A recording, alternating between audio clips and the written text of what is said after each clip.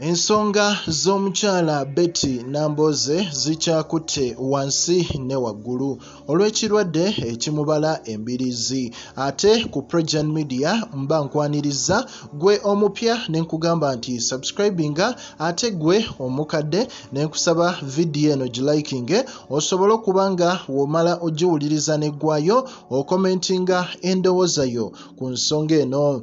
Obutakulwisa mwattu eggulire lyaffe ery'olunaku olwaleero ate ery'omukyala Betty Nambooze oba muyite Betty Nambooze bakireke, ng'ono mubaka owawali saidi zawali emukono. Naye ate ekyewuunyisizza bannayuganda oluvannyuma lw'omukyala ono okuba nti yagwa ekigwo n'asobola okuba nga afuna obulwadde obutategeerekeka mu mbeera eyo, olw'ensonga nti abasawo omukyala ono we yagwa mu kiyigo ne bamuddusa emisinde wali mu Nagwa Hospital okusobola okuba nga afuna obujjanjabi, era bagezaako okukola ekisoboka olw'ensonga nti update ze batuwa baali balaga nti omukyala ono teyafuna buzibu bwonna naddala ku kawanga. Naye ate ekyewuunyisa bannayuganda, omukyala ono kwe kumugjayo ng'ate bitabuse buto ne bamuddusa saidi zawali e Lubaga, era buli omu ne yeebuuza ate omukyala ono Betty Nambooze buzibu ki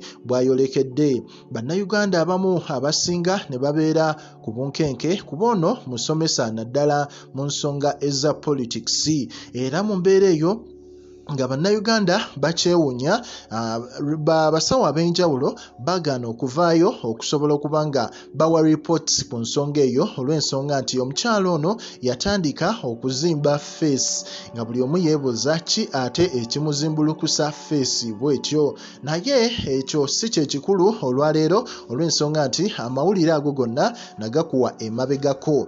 Story gye nkuleetedde ku mukyala ono ekyewuunyisizza ennyo naddala abaana aba National Unity Platform kwe kuba nti omukyala ono yasitudde ekimuli, alina ekimuli kye yasitudde asobole okuba nga omukyala amanyiddwa nga Anita Among bamuyite Speaker wa Parliament essaawa zino yeevuddemu n'asitula ekimuli oba n'agendako okulaba ku mukyala Betty Nambooze. Naye ekimuli kino abaana batandise okikomparinga n'ekimuli kyeyawa oulanya, era nga ebipya ebyazuuka mu kimuli ekyo mubijjukira amawulire gasaasaana nti ekimuli ekyo kyalimu ebitali birungi. Naye mu mbeera eyo ate omukyala ono Anita Among yalabiddwako mu ddwaliro wali e Naggulu nga mwattu ate asitudde ekimuli ekyefaananiriza kyeyawa oulanya, osanga ekyamuviirako obuzibu. Mwattu ate nga akiwadde omukyala ono Rebecca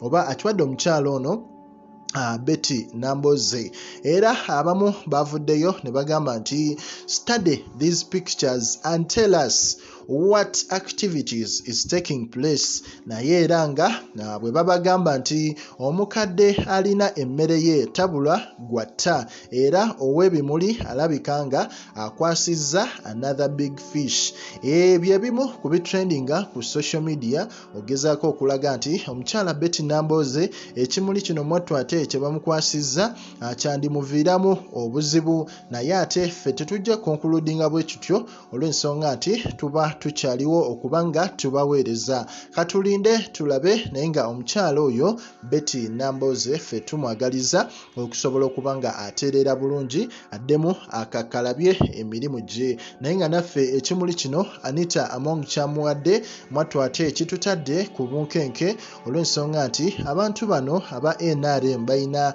emize egitategeerekeka. Kyova olaba nti ate mu bo bennyini batandika okwetya. Parliament yatuuka nga mwattu ate teri alyayo kintu yadde ku kantiini yadde emmere yaabwe gye bafumba. Buli omu yeesitulira ebibye mu nsawo n'ajja nabyo okuva ewaka. Nsonga ki? Bano buli omu atya munne ayinza okumuwa kanywe okawulire oba obutwa.